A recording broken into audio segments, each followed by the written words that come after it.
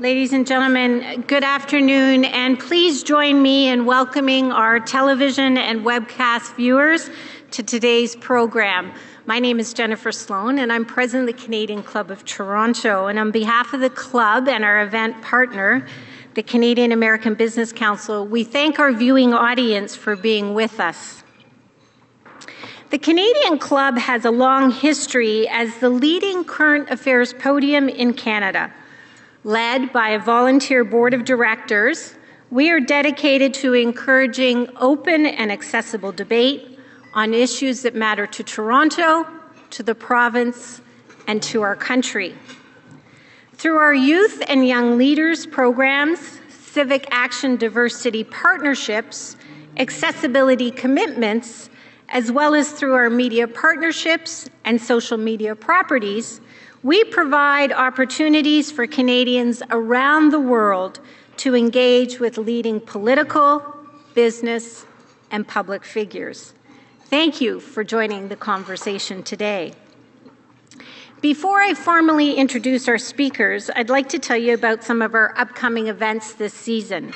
This Thursday, February the 12th, we are proud to welcome to our podium Monique Leroux, Chair of the Board, President and CEO of Desjardins Group, to discuss the merits of the cooperative model in building sustainable prosperity in Canada. And on March 2nd, CP Rail CEO Hunter Harrison will join us to share his thoughts on the North American transportation industry, the transition from cost control to growth, and the realities of regulation in the modern marketplace. For a full listing of the club's upcoming events and to order tickets, please visit our website at canadianclub.org. You can also join the conversation via Twitter and Instagram by following us at CDNCLUBTO or by using that hashtag. And today you can also join us on Instagram using CABC.co, the Canadian-American Business Council. I'd like to express special thanks to today's sponsor, Cool, Top, and Guy, represented by Ken Bosencool. Ken, thank you for your generous support in making this event possible, and to Don and Brian as well. I would also like to welcome a group of youth and young leaders from the University of Toronto's Monk School of Global Affairs, sponsored by Borealis and CIBC. Thank you for joining us. Student leaders, please stand.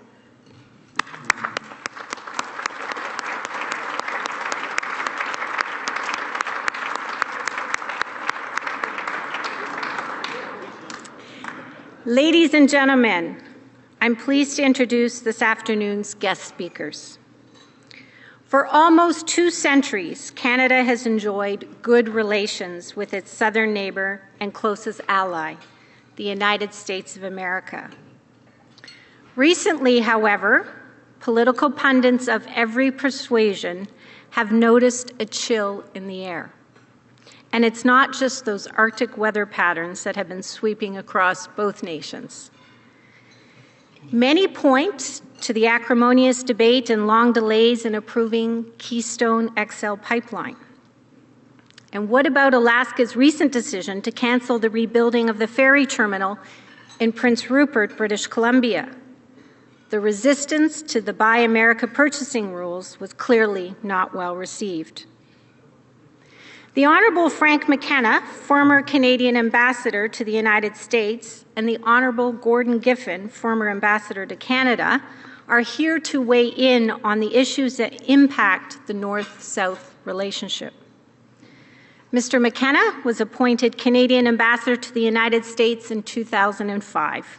While ambassador, he helped work through contentious bilateral trade and security issues. He was appointed deputy chair of TD Bank Group in 2006, and Mr. McKenna's probably best known public role would be his 10-year leadership of New Brunswick. He served as its premier from 1987 to 1997. Mr. Giffin served as the 19th U.S. ambassador to Canada from 1997 to 2001. You may not be aware that the former U.S. ambassador spent much of his youth on Canadian soil. His family moved to Canada before his first birthday. He lived in Montreal and Toronto for 17 years before returning to America to university studies. Steering the helm today is our very own Don Newman, a trusted and respected public affairs advisor, distinguished journalist, broadcaster, and author. Don is the chairman of Canada's 2020 Advisory Board, president of Day Newman Network, recipient of the Order of Canada, and our very own director of the Canadian Club of Toronto. Before signing off his late afternoon slot on CBC, Don ruled the airwaves when it came to political broadcasts. If the issues were not front and center on Don's show, and it was Don's show, it really wasn't an issue. Before I turn things over to our esteemed guests, I'd like you to invite our live audience to join the conversation by filling out the question cards on your tables, and one of our volunteers will come around to collect them. And now, gentlemen, without further ado, the Canadian Club of Toronto's podium, Canada's podium of record, is now yours.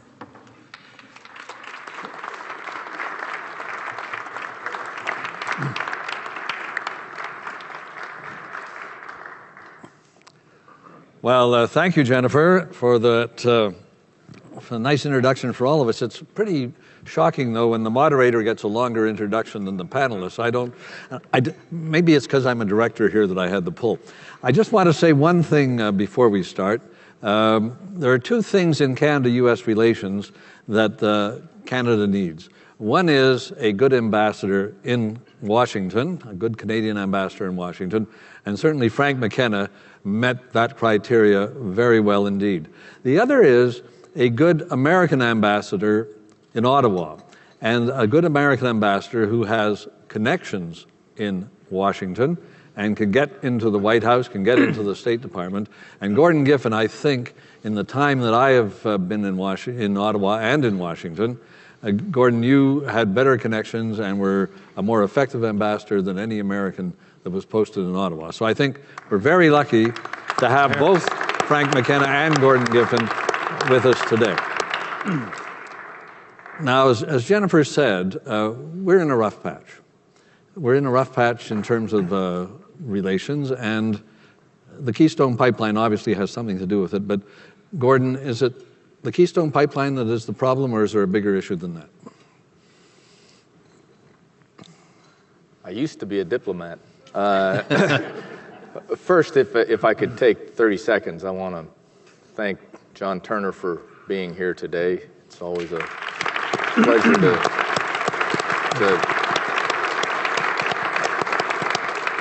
honor to be with you, sir, a former prime minister of this great country. And I remember visiting your office and seeing the pictures of Bobby Kennedy, and it's great to be in your presence.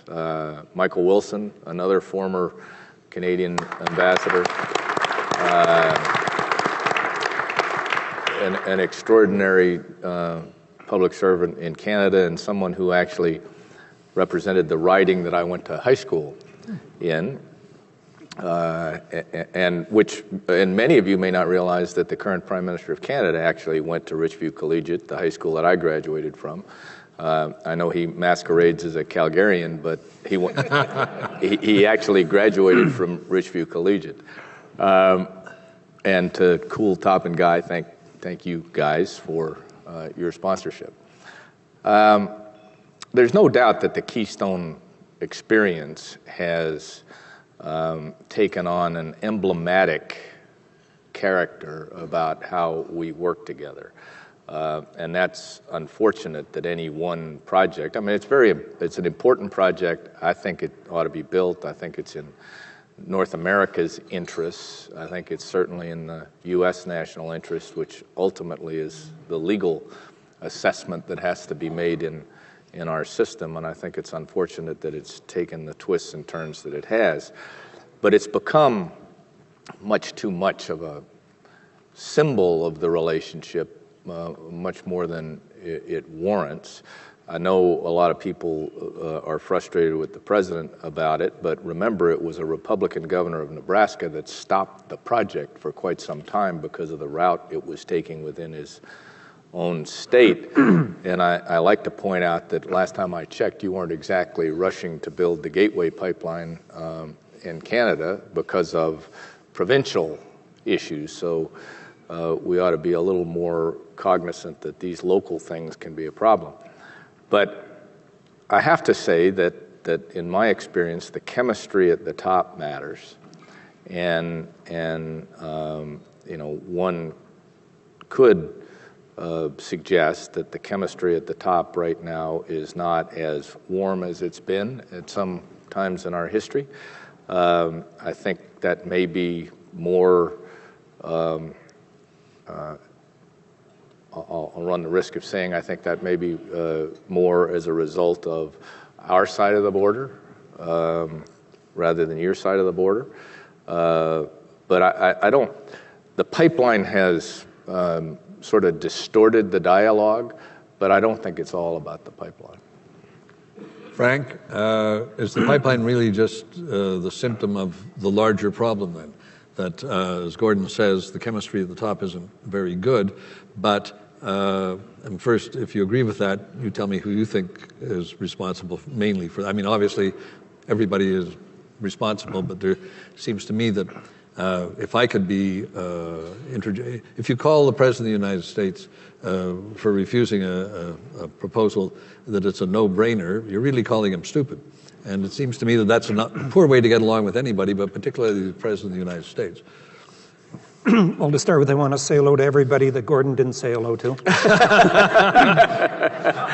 I meant to say hello to Jim Dickmeyer, too, the Consul General of the United States. You're all really important people. Thank you for coming. That won't take you very long.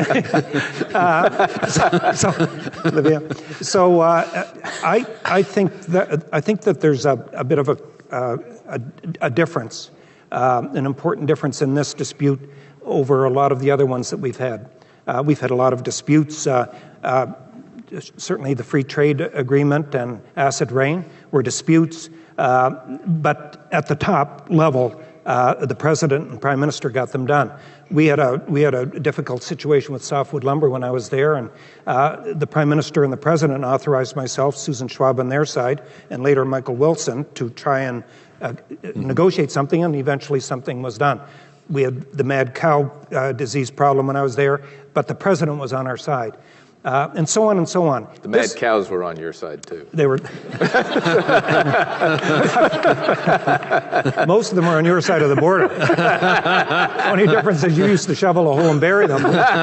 We used to report them. That's the 3S policy, right? Shovel, shoot, shovel, and shut up. Right, Yeah. that's right. So the difference here, though, is that it's not the Congress that's the problem. It's the president. And so I think that's quite different. And I think that's why Canadians who tend to like the president a lot find this frustrating in the extreme, that the president is so stubborn on this issue, even though a Secretary of State report would have given him cover to approve it. So that makes it quite qualitatively different, I think, from other issues.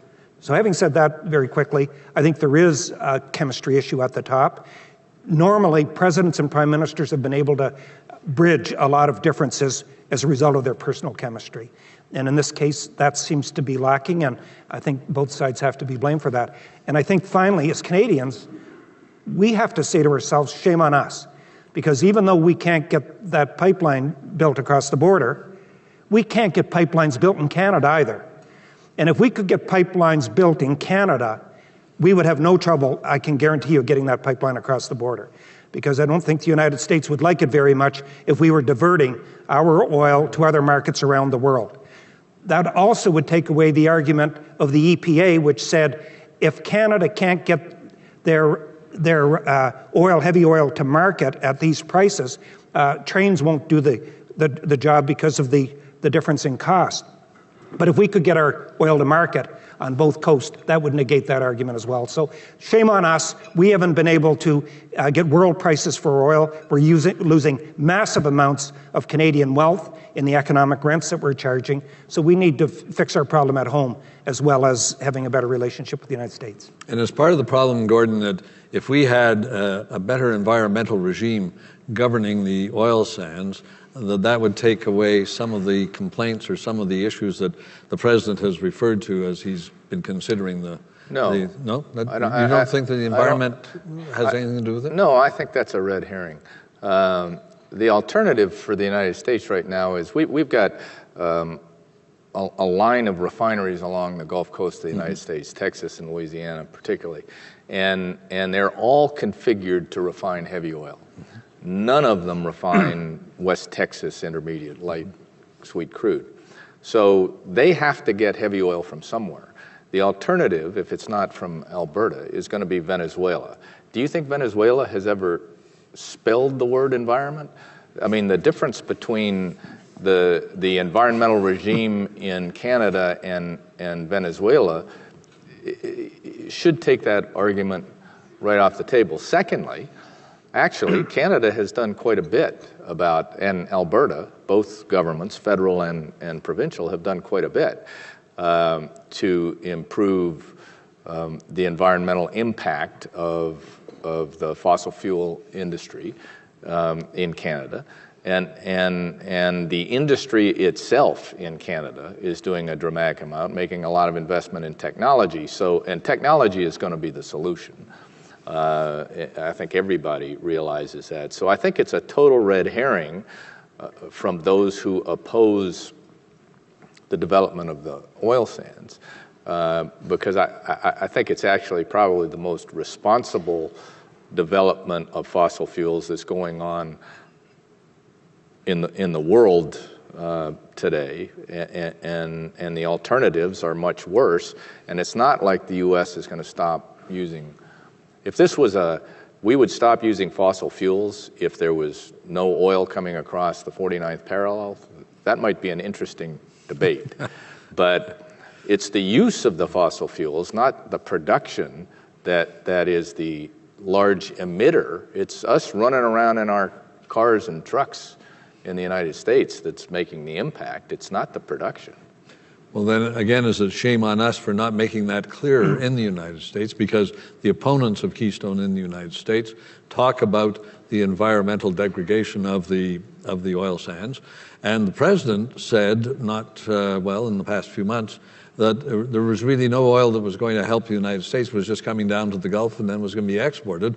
And in fact, quite a bit of the oil actually comes from North Dakota as well. Yeah, I thought the president was very mischievous in his statement. First of all, he depreciated Canada almost as a trading partner. And secondly, he was wrong in his facts. As much as a third of that oil will be Bakken crude going down from the United States. And it was not designed for export. It's designed to be consumed in U.S. refineries. So I think he's been very wrong on his facts and very mischievous in the way he's treated it. But having said that, there's what you said, I think, about the essence of the issue is right. There's an interesting article in Al Jazeera of all places this morning that frames it up. And it says, in 2011, the environmental movement in the United States decided that they were losing an awful lot of battles. They had to pick one that they could fight. And this was one that required a presidential permit. And they felt they could win it, and they focused all of their attention on it. And they were able to inflame this issue to the point where they made it a proxy for carbon-based fuels, period. And that's what we're fighting. We're not fighting a pipeline. We have 70 pipelines crossing the border to the United States. In the last month, we opened up 2 pipelines all the way down to the Gulf Coast, Flanagan South and Seaway 2, that'll take 1 million barrels of oil, more than Keystone. So this is not a fight about a pipeline. This is a proxy battle that's being fought, and the president has decided, I think, to make this a legacy issue for him, and we have not been able to, at the top level, communicate a rationale for doing it. I don't differ with Gordon, perhaps, on the climate change, except to say this. I think we should be showing leadership on climate change as a country, both for our international audience and also providing some cover with the President of the United States and creating some strong arguments that would have more moral, a better moral basis. But to think that would itself sway the debate, I'm not sure that would be the result, no. So Gordon, and then Frank, you come in on this too, to postpone or even cancel, I'm not sure which he did, the Three Amigos meeting with the presidents of Mexico and the United States, as the Prime Minister did recently. Was that a mistake, just I mean, I would have thought when you were ambassador in Ottawa that by and large, the Canadian government was always trying to get FaceTime with the president, who happened at that time to be Bill Clinton. And I would think when you were... Who was glad to have FaceTime with anybody. We won't go there. And I would think that when you were in Washington, you were always getting calls saying, well, can't we get FaceTime with the president? So, Gordon, canceling a meeting which guarantees you some FaceTime, even if it's not going to be the best FaceTime, was a mistake. I don't think it was a mistake. Actually, I actually thought it was a good move. I think you have got to, I think when one is involved in a dialogue that is not working well, you can't just pretend it's working. And you have to take steps that indicate you're a little unhappy with how it's working. So I have no idea why the Prime Minister did it. It may have had nothing to do with that. But when I saw that was occurring, I thought, that's a pretty good idea, number one. Number two, I am not a fan, frankly, of the trilateral meetings. Nothing much gets done because I'm a fan of the bilateral relationship. And the U.S. relationship with Canada is dramatically different than it is with Mexico. And the issues that are discussed are materially different.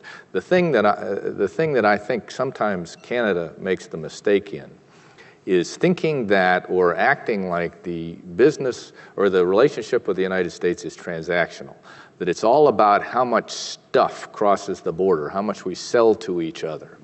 And that's the whole conversation you hear most of the time in Canada. The Canada-U.S. relationship historically has been much bigger than that. We're partners around the world. We're partners in all of the trouble spots in the world. We're partners in NATO. We're partners in the OECD. Every alphabet organization you can think of, Canada and the United States are part of. And I can tell you during my day, Bill Clinton and Jean Chrétien spent as much time talking about and conspiring about international and global affairs as they did about the stuff we sell to each other. The fact that they did that actually made the bond so much stronger that it was much easier to work out the stuff we sell to each other business, because they were partners in a global enterprise, and I think we're losing sight of that when we get it down to only talking about a bridge and a pipeline. Not to diminish them, they're important, but when the dialogue is always about a bridge and a pipeline, we're demeaning the value of the relationship. Pick up on that. Yeah, I don't disagree with what Gordon said, but... you could say, I agree. I was trained not to do that in a debate. I'd have to ask Don Guy on that. Would that be okay? Okay.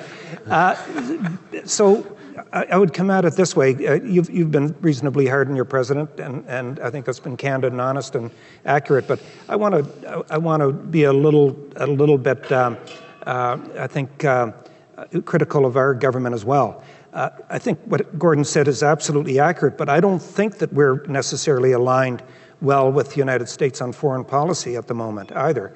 I think there are irritants there.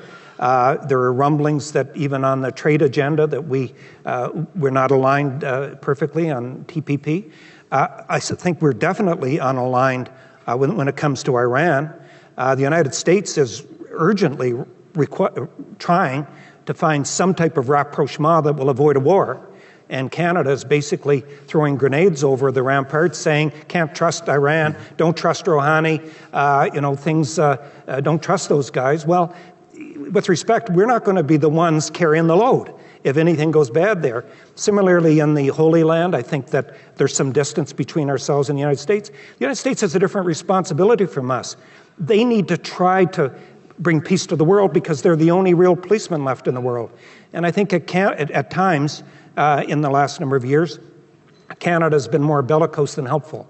And I would say that we're not as well aligned on some of the policy objectives as we were in the past. Gordon, do you think that's true?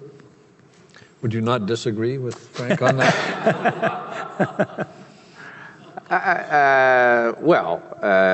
And is that partly because there aren't the kind of conversations that were between Chrétien and Clinton, and they're not there because of the way that they're handling, or both sides, I suppose, are handling the pipeline, which, as you say, is really just a pipeline? There's no way to get out of that question without getting in trouble. I have no idea what conversations take place between the current president and the current prime minister. I will tell you that during my day, President Clinton and Jean Chrétien spoke frequently, there was it was fascinating to watch the two of them. Mr. Chrétien took the lesson, and another thing when you watch Canada-U.S. dynamics, Brian Mulroney was probably as effective as any prime minister dealing with American presidents. He got criticized for that in Canada and was treated as if he were some sycophant of the American president. He wasn't. He was a colleague and a trusted partner who actually affected U.S. policy because of the kind of relationship he had with President Reagan and President Bush.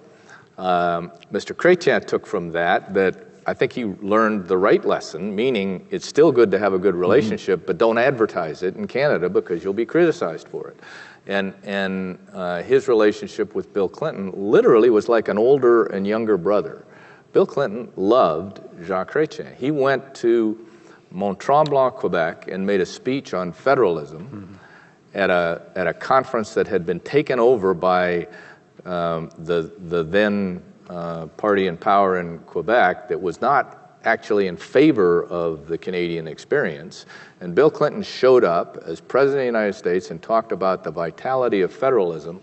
It's a game changer. And how you could accommodate differences in a country within the framework of federalism. And at the end of that conference, when the President of the United States and I were walking out of the hotel where he made the speech, he looked at me and he said, I didn't come here for the Prime Minister of Canada.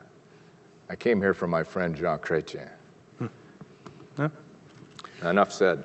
We've seen a lot of the other, by the way, and still the relationship works, but back in the day when Pearson was Prime Minister and Nixon was the President, Pearson went to Washington and gave a speech condemning the Vietnamese... Johnson was president. Johnson was president. And that's right, and condemning the Vietnam War. He had to see Johnson later, and apparently Johnson grabbed him by the lapels, lifted him up like that, and he said, "You came here and pissed on my rug. Don't do that again." So we've had some really... Pearson may have been right. I think he was right. And Diefenbaker and Kennedy did not get along at all. So there's lots of... Well, and even Trudeau and Nixon and Trudeau and Reagan were not close. Yeah, that's right.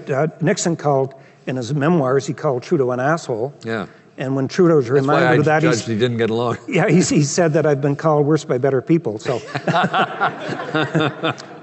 but when Mr. Trudeau passed away, a former American president came to the funeral.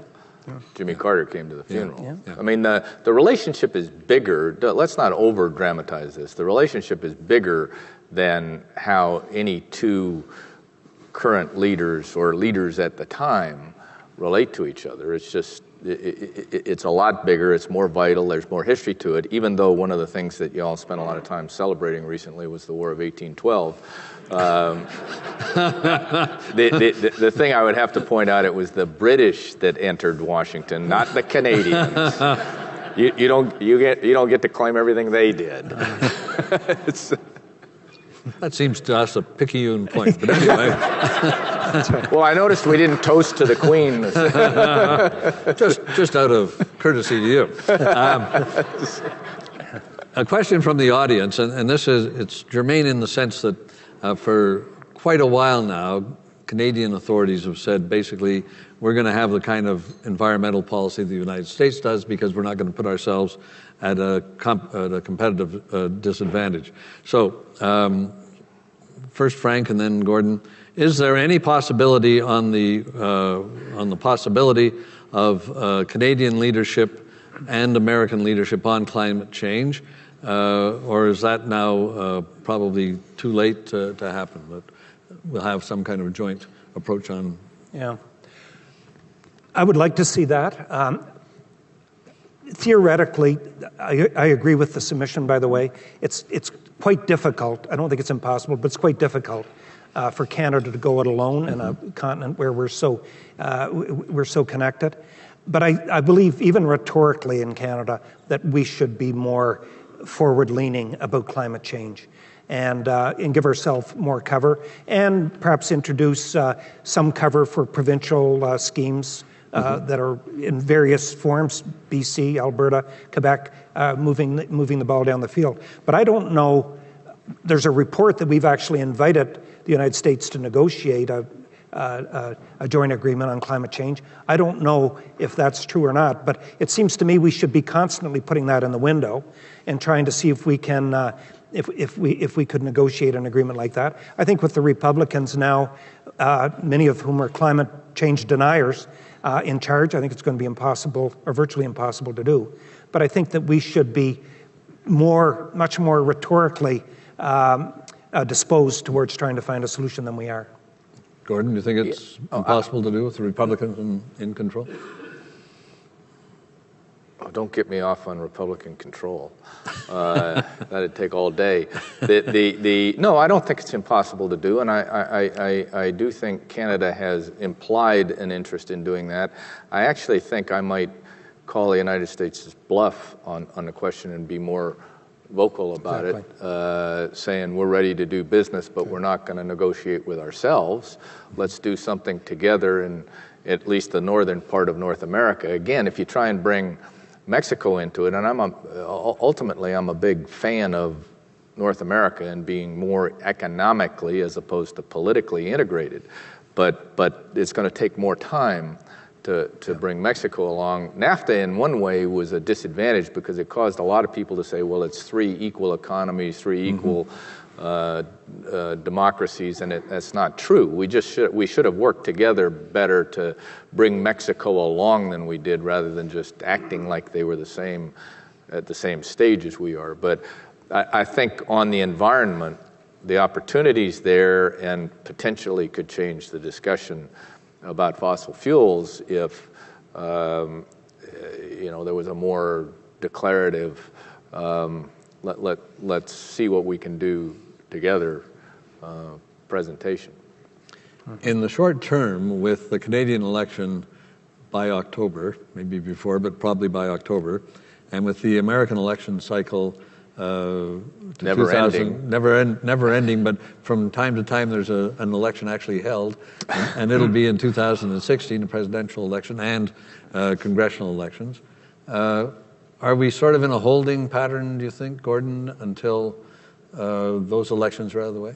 I don't think so. I mean, we might end up, because of the dynamic in our elections, a year from now, once we get into 2016, we might end up into a little bit of a holding pattern. But I don't think we necessarily have to be in a holding pattern now. I mean, you got to dare to succeed, oftentimes I've found that Canada has to be the demandeur in the relationship to challenge us to do something, because the inertia in the United States is hard to overcome if you don't sort of kick us in the shin and say, let's do something. So I'm reading this book about Churchill and Roosevelt and how Churchill almost every day, in 1939 and 1940 and early 1941, almost every day got up thinking, how do I get that guy Roosevelt into the war? Well, it took him 2 years. And Pearl Harbor. Yeah. But, Roosevelt was, to his credit, he was inching us in that direction. But so there's a history to us being slow to act. When we act, by damn, get out of the way. But it takes a while for us to get there. So I wouldn't lose sight of the fact that just a chess game with us is not the right way to go. You have to be more of a demandeur. Frank, how do you feel about the election cycle? Do you agree? Yeah. Yeah, I thought it was brilliant, actually. Well, that is always, I guess, the problem is that we're not front of mind in Washington, and we never are front of mind because we're not a crisis, but we have to, from our point of view, be front of mind. And it seems to me that perhaps with the Canadian government more aligned to the Republicans in Congress than to the President doesn't want to do very much for Canada either, because in some ways he's doing it for the Republicans in Congress. Frank, what do you think? Yeah, I don't think that's the case, Don. It's funny, the comment that you made about, because I went through that in my time in Washington, where I felt it was very hard to get face time with the administration on issues, and I complained to Condoleezza Rice one day. I said, we're not getting enough attention. And she said, you really don't want attention from us. We save all of our attention for bad people. And there's more truth than not in that. We have to remember, this is a very asymmetric relationship. We've got a country of, 30-some million people huddled along the northern border here, and generally things go along fine. The United States has got a huge country, well over 300 million people, responsible for just about every trouble spot in the world. You know, when the Prime Minister, the Premier of North Korea, goes on one of his monthly rants, he doesn't demand to speak to the Prime Minister of Canada. He wants to do business with the United States of America. And when the Middle East goes up in flames, the first call goes to the United States. Iran problem's got to be fixed, the United States of America. And the United States makes huge friends, but they also make enormous enemies, and they spend a lot of time managing global affairs. In many ways, it's flattering to us as Canadians that we're taken for granted from time to time, because that's what you do with friends and family. And I think our relationship is such that there's an element of that takes place. But it comes about as not out of lack of goodwill, but out of the asymmetry of the relationship. And so I don't read too much into that. I don't think that who's in Congress, Republicans or Democrats, would change the view of the government of Canada. You do business with whoever's there. We've all experienced that. And just very briefly, in the next, up to the Canadian election, is there going to be anything dramatic in Canada-U.S. relations? Yes? No? Yes, no? The pipeline will get approved. It will get approved. Will it get approved? One way or the other. Because the Republicans will attach it to a budget bill or something like that? There's some chance that it'll have to come through Congress. I will suggest to you, I mean, again, the Republicans are the choir on this issue. Unless you can pick up, unless the proponents of the pipeline can pick up a marginal 5 or 6 Democrats in the Senate, it won't succeed. One of the strategic, our system is different than yours, and people think here, okay, the Republicans are in charge of both houses, they can do what they want. Not true. They got to get a handful of moderate Democrats in the Senate. Don't ignore them. They're the pivot point on this issue. So I think the pipeline is in our national interests in the United States. It needs to go forward, in my view. Unrelated, very respectfully, to Canada, the decision should be made on the national interest of the United States under our law, and I think the answer should be yes, using that test. So I think that'll be something dramatic, and I think when we have the second President Clinton, the relationship will be very good. Well, that's not till 2017. Well, even if your prediction is correct. Frank, just quick, do you think the pipeline will be approved? I think I've thought all along that it would be approved, but I think now it's very problematic. I think it would have to be as a result of some of the machinations that you've talked about, attaching it to another bill that the president can't approve, or can't veto, or Canada puts in the window some type of climate change discussion that gives the president cover or something. Short of that, I don't see the 4 or 5 votes to become veto-proof happening. But I have to say, Gordon's much more of an expert on reading Congress than I would be, or counting votes. But I don't see it at this stage. I think the other thing that would put pressure on it, I say this respectfully again, we've got to have deal pressure here. And start with, we've got to clean up ourselves and create the world's leading environmental technologies as a result of our extractive technologies being used in that manner. And then we have to get access to tidal water so that we can get access to world markets. I think the United States will find it is in their national security interest to secure that supply from Canada. But they may not come to that realization until they realize that we have other choices. And those other choices will command better prices and also get attention from south of the border. Well, gentlemen, I wish we could go on, but you've been very insightful. And I thank you both for being here. It's nice to see you, Gordon, and nice to see you, of course, always, Frank. And I'd like to ask Farah Mohammed now from the board to come to the podium. Welcome to the broadcast. Oh, you're right to say that. First of all, thank you very much, ambassadors, for being here, for joining us, for your insight, your humor, your candor. I think what we just saw was diplomacy in action. I think for all the students who are here from schools, this is what good conversations with good countries who actually care about one another looks like. And so for that, thank you very much. Frank and me, we could work this out. Well, that was my next comment was, look, I think we have a term here in Canada, it's called 4 more years. So I think that we'll put that into action at some point.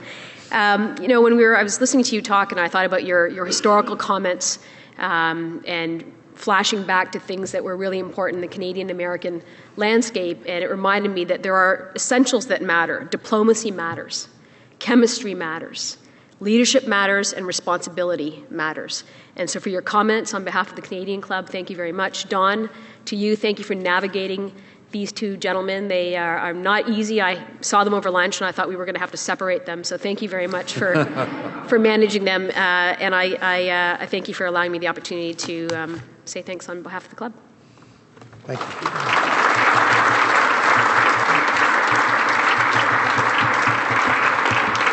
Thanks, Farah, and I would too like to thank Don, Frank, and Gordon for an insightful discussion today. And as a Canada-U.S. junkie, it was could listen to you guys all afternoon. But thank you very much. And our sincere thanks once again go to today's event sponsor, Cool, Top, and Guy, for making this event possible. Thank you very much. Before I adjourn today's meeting, I'd like to draw your attention to the event survey cards on each of your tables. The Canadian Club is always looking for ways to improve your experience, so please take a minute to help us by sharing your thoughts and comments, including whether you like this year's new shortened luncheon format. We very much appreciate your feedback. This concludes our program today, which will be broadcast on Rogers TV in the days to come. We'd like to thank MediaEvents.ca, Canada's online event space, for live webcasting today's event. We're also grateful to Rogers TV and 680 News for their continuing promotion of Canadian Club events. To learn more about the club and our upcoming events, please visit us at www.canadianclub.org. Thank you, everyone, for joining us. Our meeting is now adjourned.